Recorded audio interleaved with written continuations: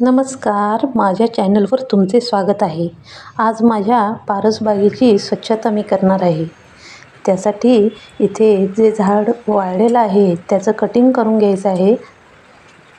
अशा पद्धतीने झाडाचं कटिंग केलं की पुन्हा त्याला नवीन पालवी येते.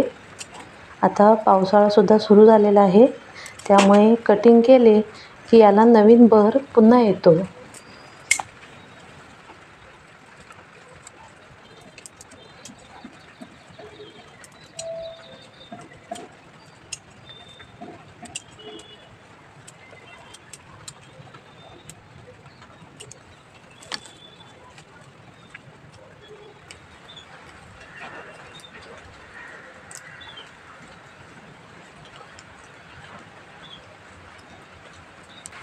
नको असलेले गवत हे सुद्धा काढून घेत आहे मी.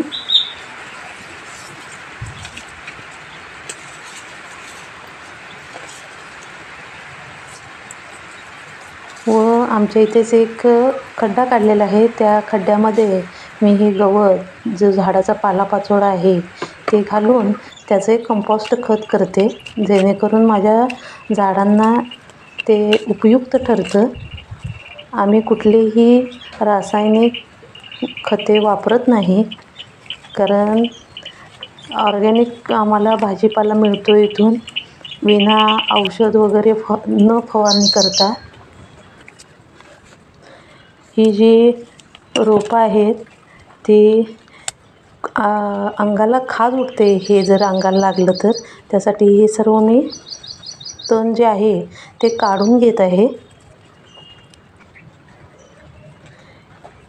हा गोकर्णाचं रोप आहे, हे सुद्धा मी इथे लावून घेत आहे. मधूनच एक पावसाची सर आली, त्यासाठी मी एक थोडा वेळ काम थांबवलं व पुन्हा चालू केलं.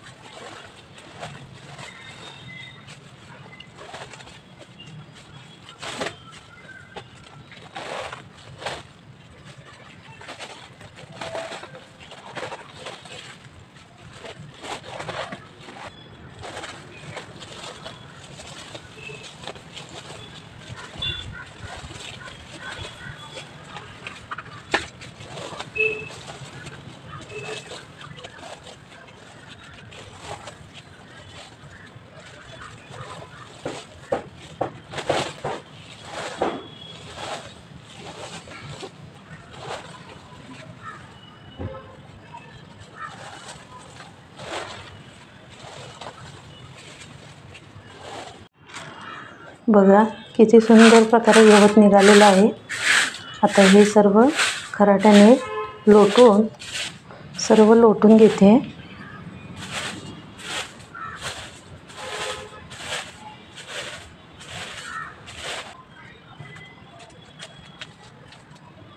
अशा प्रकारचे गवत वाढल्याने डाससुद्धा खूप होतात, त्यामुळं हे पावसाळ्याच्या वेळेला काढलेलंच उपयुक्त ठरतं. ही 1-2 ॲलोवेराची जी मला रोपं मिळाली होती तीसुद्धा मी आता इथे लावून घेणार आहे.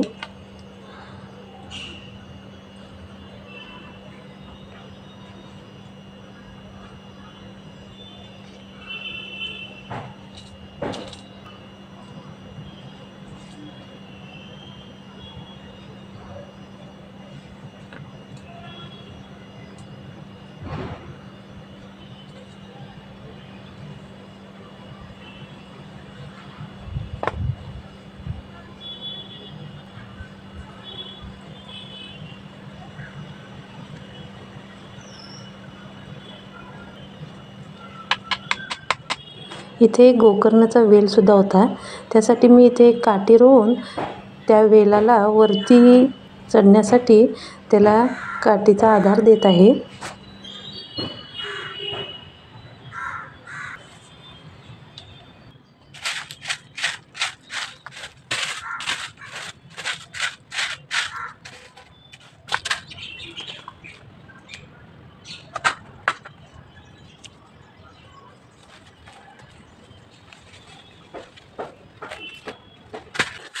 देवाला वाहिलेली फुलं दुसऱ्या दिवशी आम्ही झाडामध्ये घालतो, जेणेकरून ते झाडासाठी छान असे खत तयार होते.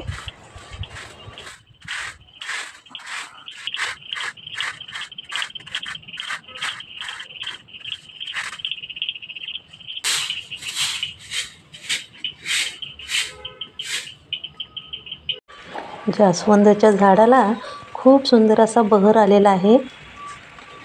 किती सुंदर अशा कळ्या आल्या आहेत पहा.